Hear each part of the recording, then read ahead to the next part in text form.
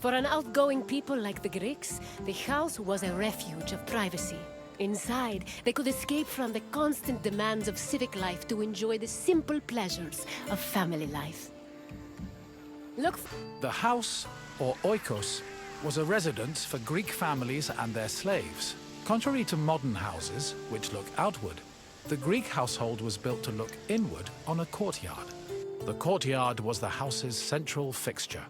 It was the building's main source of daylight, and also the location of religious altars dedicated to worship. The building itself was made up of familiar accommodations, including bedrooms, storage rooms, a kitchen, and a living room.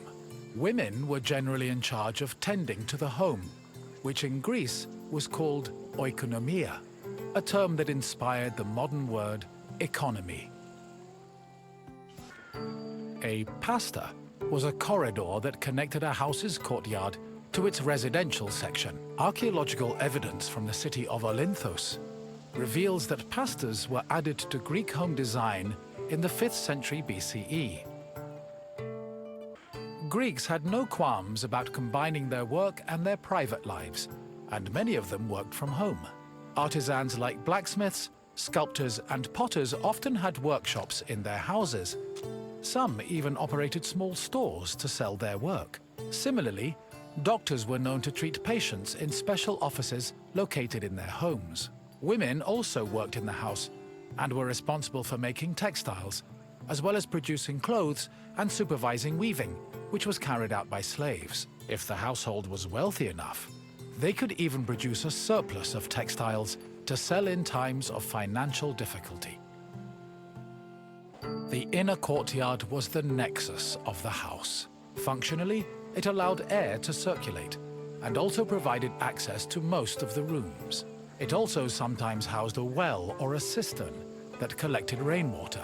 In the center of the courtyard was an altar to Zeus Hercules, who served as the protector of the household. Women would often use the space to sew and cook, while children used it as a play area. Furthermore, if the family had pets or animals, the courtyard was where they were allowed to run free. The bathroom was located in the back of the house. Much like today, it was used for cleaning and washing, although the Greeks used chamber pots instead of toilets. Most bathrooms had a luterion that could be filled with water for washing. Mirrors, razors, strigils, and sponges could also be found in the bathroom, along with small vases called arebaloi, which were usually filled with perfume or oil. Greek homes had kitchens where the family's meals were prepared. The Greeks did not often eat meat, except during special occasions like banquets or after sacrifices. They had mainly a grain-based diet, eating staples such as bread, porridge, or a barley cake called maza. They also occasionally ate poultry, fish, and other seafood, as well as fruits, vegetables, goat milk and cheese, and olive oil. Food was cooked on a tripod, or sometimes in a klibanos, which was a sort of mobile oven. Other cooking implements included braziers, mortars and pestles, a spit to hold food over a fire, platters, and frying pans. The family also used the kitchen to store food in containers called pithoi. Symposia were major social institutions in Greece. They were drinking parties held exclusively for men. The party took place in the men's section of the house, the andron, where residents and guests reclined on special couches called klinai. Food was served on low tables set in front of the couches, while wine was placed in a crater in the center of the room. During a symposium, men drank, sang, had philosophical discussions, and played games like kotobos. Musicians, dancers, and even courtesans were often welcomed to attend as well. However, wives and daughters were always excluded.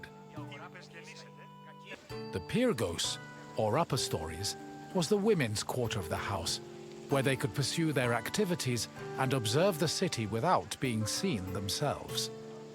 The rooftops were also used in a special rite called the Adonia, a private celebration held in honor of Adonis, which was reserved for women.